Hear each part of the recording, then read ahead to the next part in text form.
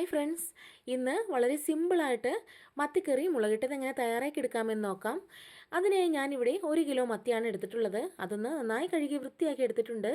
ഇനി നമുക്ക് ആവശ്യത്തിന് വേണ്ടത് ചുവന്നുള്ളി, പച്ചമുളക്, കറിവേപ്പില, ഇഞ്ചി വെളുത്തുള്ളി പേസ്റ്റ്, ഒരു 3-4 അല്ലി കുടംപുളി, ഇത്രയുമാണ് വേണ്ടത്. ഇനി നമുക്ക് ഒരു ചട്ടി അടുപ്പത്ത് വെച്ച് അതൊന്ന് ചൂടായി വരുമ്പോൾ അതിലേക്ക് നമുക്ക് വെളിച്ചെണ്ണ ചേർത്ത് കൊടുക്കാം.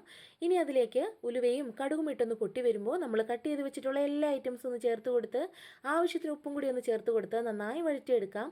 ഇനി നമുക്ക് മസാലകളായിട്ട് മുളക് പൊടി, മഞ്ഞൾപ്പൊടി, മല്ലിപ്പൊടി ഇത്രയും ചെറുതായി ഒന്ന് ചൂടാക്കി മിക്സിയുടെ ജാറിലിട്ട് നന്നായി അരച്ചെടുത്തിട്ടുണ്ട്.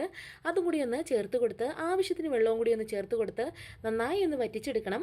വറ്റി വരുമ്പോൾ നമ്മൾ കട്ട് ചെയ്ത് വെച്ചിട്ടുള്ള മീനും കൂടി ഒന്ന് ചേർത്ത് കൊടുത്ത് ഒന്ന് ഇളക്കിയതിന് ശേഷം നമുക്ക് മൂടി വെച്ച് ലോ ഫ്ലെയിമിൽ ഒരു അരമണിക്കൂർ വേവിച്ചെടുക്കാം.